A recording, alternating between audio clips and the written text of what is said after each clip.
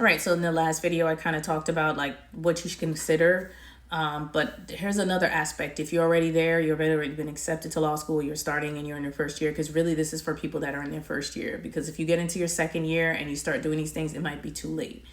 You need to line up internships. You need to reach out to your friends, family members, connections, networks, and say, hey, is your company hiring legal interns? Can you connect me with your general counsel or someone in your legal department that can help provide me as a resource, provide me as a that you could provide as a resource, as a referral for services, or for me to come in as a intern.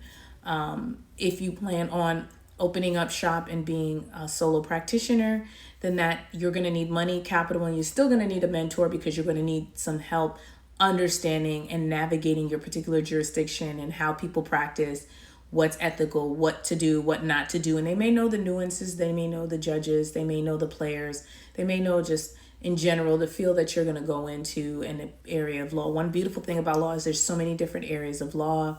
You could be a criminal defense, you could be civil rights, you could work on personal injury, you could be a intellectual property attorney, which could be any one of the three, which involves patents and inventions, copyrights with music and works, trademarks for designs and signs and media. You can work in technology law, be data privacy attorney, information security attorney. There's just so many different niches. There's tax attorneys, bankruptcy attorneys, you name it. There's so many different niches. I would say if you're going to open up your own practice, you stick to two and keep them very related. I'd say tax and bankruptcy was very related, which is why those are the two that I chose. And within that, there was litigation, because I had to file responses to tax court or bankruptcy court, or also had to respond to them. And then sometimes civil lawsuits are involved as well, and you have to practice in that way, in that respect as well. But you definitely need to figure out the path that you're going to be taking very early on. You don't want to be surprised and without an opportunity at graduation. Like I didn't do any internships. I just kind of went with the flow and ended up contracting for a year and then opening up my practice kind of on the fly. And it worked out for 5 years.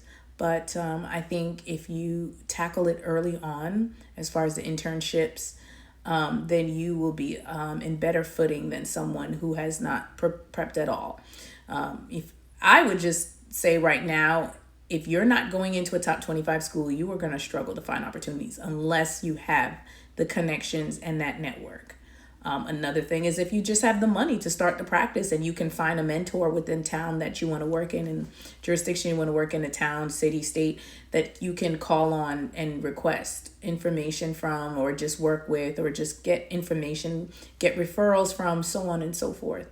But it is a big task. It's not just passing the bar and thinking you're going to get a job tomorrow. You definitely have to line up your options early on. I went to an HBCU. I'm not a Divine Nine member, so it was really struggle for me to build a network or even get a network and get opportunities, because unfortunately I don't think there's anything wrong with Divine Nine, or let me rephrase that. So I don't think there's anything wrong with fraternities or sororities, but at my particular school, a lot of the deans were members of various organizations, and they looked out for the students that were also part of those organizations to then introduce them to potential employers and opportunities.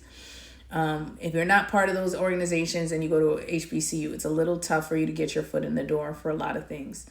Even if you are getting an internship through the school, it just seems like the pipeline is a lot cleaner or easier for the people that are affiliated with some sort of organization, such as a sorority or fraternity. But that being said, all hope is not lost if you're not in one. You just have to prep early. You need to apply online to different internships. You need to reach out. And I'm talking about it's your first semester. You need to start. You not just have to worry about your grades, but you need to focus on that. And that's it. Thanks for sitting with me and taking this little bit of advice.